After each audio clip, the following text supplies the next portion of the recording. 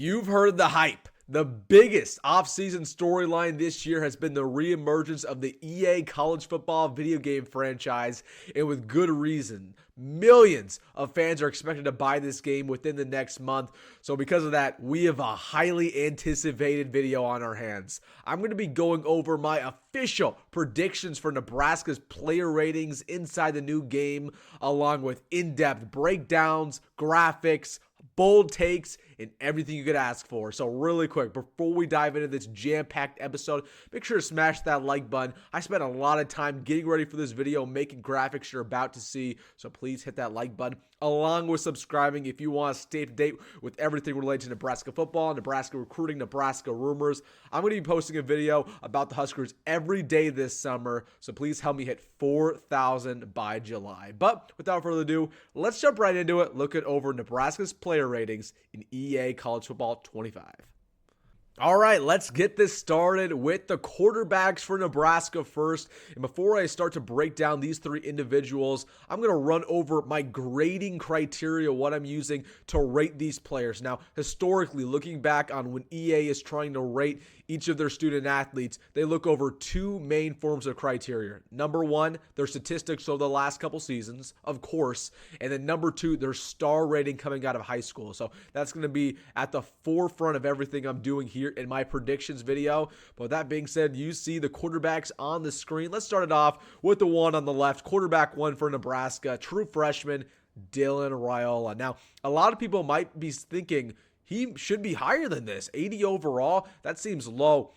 That is a very good rating for a true freshman, despite the fact that he's a five-star. A lot of true freshmen, like you're about to see, are in the 60s. They're in the 70s. Only the best of the best can get up in the 80s at launch, and that's why Dylan Raiola has an 80 overall. Let's go to his individual statistics real quick. So, again, listed as an 80 overall. You see that speed, 83. But really what's going to hurt him is this awareness, only a 73 overall, and that's expected. A lot of these true freshman quarterbacks will be dinged in the new game because, again, they're a freshman. They're not used to college football yet. They're not used to the speed of the game, so a lot of these guys will have poor awareness ratings, which really will drop their overall. But the throw power, 96, throw accuracy for short and long, very good. So he's listed as an 80 overall at launch. It should be noted, as are with the rest of these ratings, that this will be adjusted throughout the season. So if Dylan Raiola is balling out, he'll go up a couple ratings. But let's take it back to the other quarterbacks here for Nebraska. Heinrich Haarberg up next, 69 overall. And I think EA is really good at ding Heinrich when it comes to looking at his stats from last year. He was graded as one of the worst starting quarterbacks in all of Power 5 football, let alone Division I football. Again, going into his fourth year for the Huskers, I don't expect anything over 69, maybe even 70 overall. And then looking at our third quarterback, true freshman, 66 overall, Daniel Kalen. That seems around the range for a guy that's about to redshirt. Again, a lot of these true freshmen, they don't have very good ratings. Dylan Raiola, he's different because he's going to be an instant impact player from day one. So those are our quarterbacks. Let's take it to the next position, looking at the running backs. Now, as you can see, Gabe Ervin, I believe, will be the highest rated running back in the game for Nebraska, listed as an 83 overall. Emmett Johnson up next at 80, Ramir Johnson at 77, and then you see at the bottom of the screen some of the other running backs in the mix. Now, let's get this straight. The way in which these are ordered, so Gabe Ervin number one, Emmett number two, and so on, that's not the way I predict the depth chart to actually shape out. If anything, I think it'll be Emmett Johnson number one, Dante Dowdle number two, but again, you look at the statistics. Gabe Ervin, over the span of his career, has been the best running back for Nebraska, despite the fact that he's had a bunch of injuries. Emmett Johnson obviously had a really good year last year. I think EA will give him credit for that. And then Ramir Johnson really only boomed in 2021. Looking at Dante Dowdle there at the fourth spot, 71 overall. You could argue for him to be higher, but he's in the same boat as a lot of these true freshmen. He's just barely produced in his career. Played in about 5 games for Oregon last year, around 100 yards. I could maybe see him get up to that 73 range, but that seems really, really accurate, around 71. I don't think they're going to give him much respect upon launch. Some other guys here, Quentin Ives, 67, second-year player, and then Maurice Mazuka, walk-on, that's got hyped up. He'll be around 62 in the ratings. So let's take it to the wide receivers. This is a really hyped up position for Nebraska as well. And this is, spoiler alert, the highest rated player on the roster for Nebraska. We'll get to, of course, the other highly rated players at the end. Jahmal Banks, 92 overall, transfer coming in from Wake Forest, coming off a 800-yard season on back-to-back years, and a player that I've said in the past, if he had better quarterback play with the Demon Deacons, he would already be in the NFL. That's how good of a prospect he is. And you can see that with his rating that EA will grant him. One of the best players in the ACC, had a bunch of honors. And yeah, man, he is going to be a stud. If you are into playing video games, you're going to want to throw a couple lobs to him up in the end zone because he'll come down with it. Next up, Isaiah Nayer, 81 overall. So I was going back and forth on this. If the game was going to rate him about 2 years ago, he'd be up around that 87 range. However, if the game was going to rate him last year, he'd probably be around that 77 range. I'm going to give him a happy medium around an 81. That's how talented he really is. Obviously, in 2021, he had 1,000 yards with Wyoming, transferred over to Texas, got banged up, hasn't produced since. But you feel really good about his future. I think EA will give him respect looking at that Wyoming season, and he will have an 81 overall. So looking at the next two, a pair of sophomore wide receivers, Jalen Lloyd, 78 overall, Malachi Coleman, 76 overall. Again, this just all comes down to stats when EA was looking at these Nebraska player stats. Jalen Lloyd, again, he outproduced Malachi Coleman by a couple hundred yards last year. He'll get the slight nod, but Malachi right behind him. And by the way, both of those players are going to have 95-plus speed in the game. And then after that, Isaiah Garcia Castaneda at 72, Alex Bullock at 69. So a lot of really good receivers for Nebraska in this ball game. A lot of speed, a lot of height. It'll be fun to throw the ball at Dylan Raiola and have those guys come down with it. So I'm excited to play with these guys in the game. But speaking of receiving threats, let's take it to the tight ends. And now we have Thomas Fidone, unquestioned tight end one going into this year. Listed as an 81 overall. Now, I think I was being a little bit generous when I gave Thomas Fidone an 81. I could see him get a little bit lower. Hasn't really produced in his career except for last year. But a guy who's super talented. I know that when EA is looking at these recruiting rankings and they saw the fact that he's a borderline 5-star, they're going to give him a nod here at an 81 overall. Nate Borkature, 72. Again, just a blocking tight end, nothing more than that. And then Luke Lindenmeyer, walk on. He'll be around a 63. So honestly, the tight end depth for Nebraska, it's a problem in real life. It's a problem in the game. You know, if you're running a dynasty with Nebraska, you probably don't want Thomas Fidone to get injured because we do not have much depth in that position. But let's take it to the trenches, the pipeline, the most important position in both real life and in the video game. And as you can see here, there are some of the top-rated players for the Cornhuskers. Let's just go from left to right here on the starting O-line.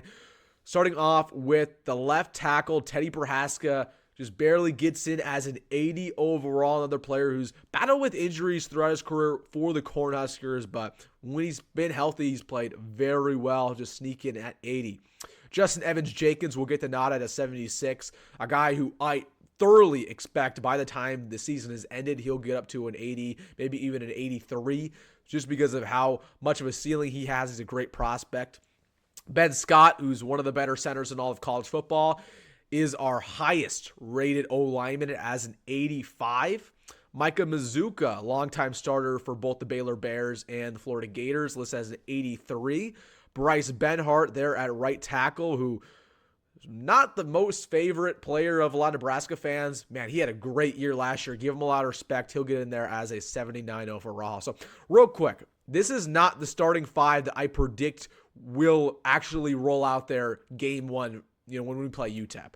This is just what I think is going to be in the game, the highest rated players at their positions. Let's take it to our depth there at the O-line. Turner Corcoran will be coming in at a 79 overall. Henry Latufsky at a 74. Honestly, a guy, he probably deserves a little bit better, but they're not going to give him the nod there, I guarantee it. Jacob Hood at a 70. Again, they're going to look at the recruiting rankings, the fact that he was a 4-star prospect, they'll give him a 70. And then some other younger players in here, Gunnar Gatula, 89. 89 for Grant Bricks, the 4-star, and then 68, and then 67 for all three of those guys down there. So, all right, that's the O-line. That rounds out the offense. Again, just going back to the wide receivers here, that is really the strength of this offense. This is going to be fun throwing to them with Dylan Raiola. But with that being said, let's take it over the defense.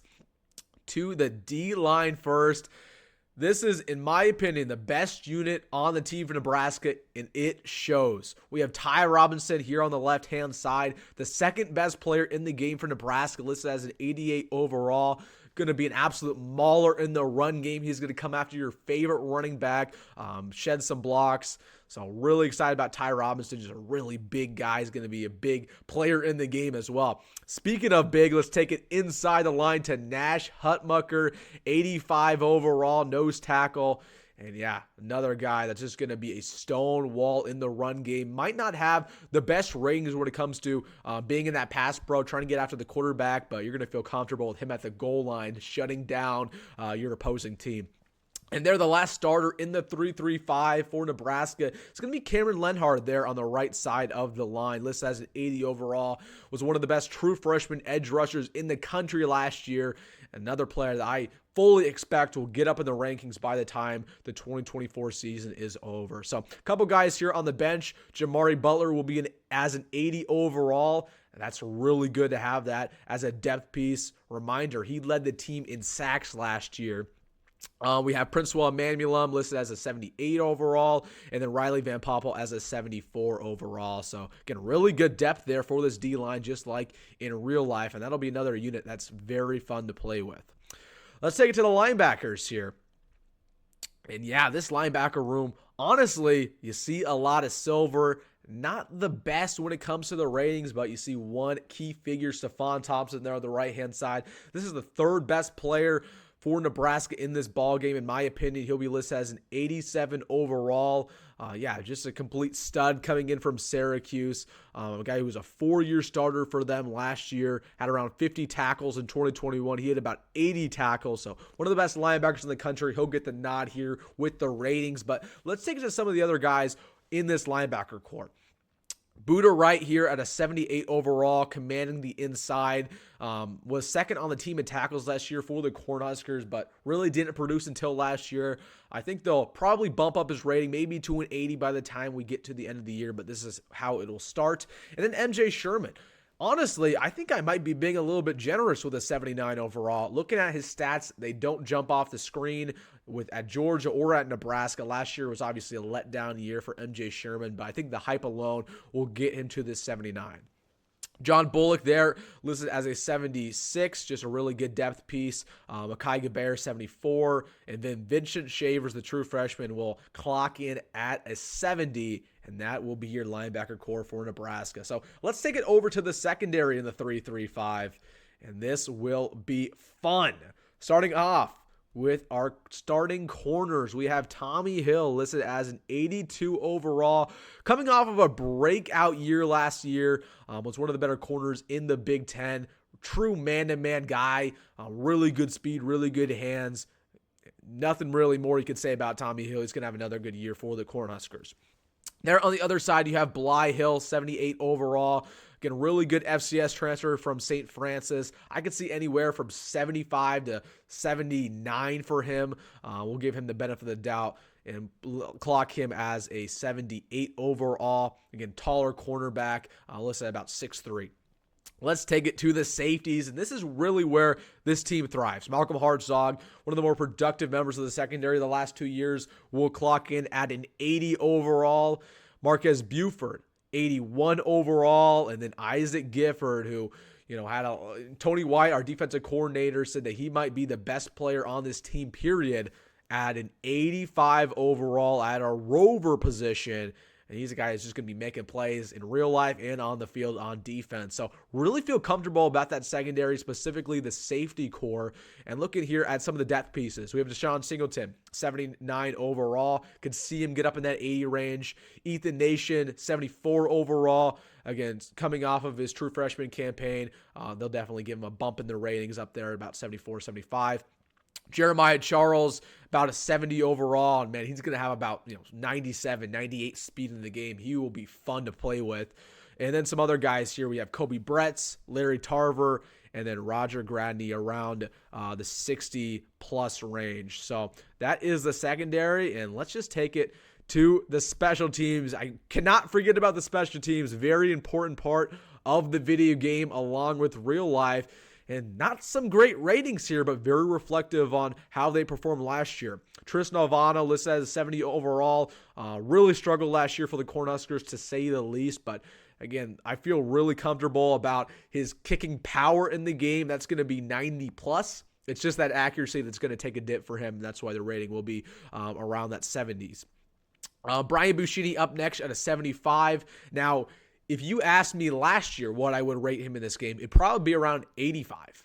But last year was horrendous for Brian Buschini. Really regressed from his 2022 self. We're hoping he can get back to that level. But for now, he'll be at a 75 overall. And then we have our long snapper, Camden Watucky, one of the better long snapper recruits in the country.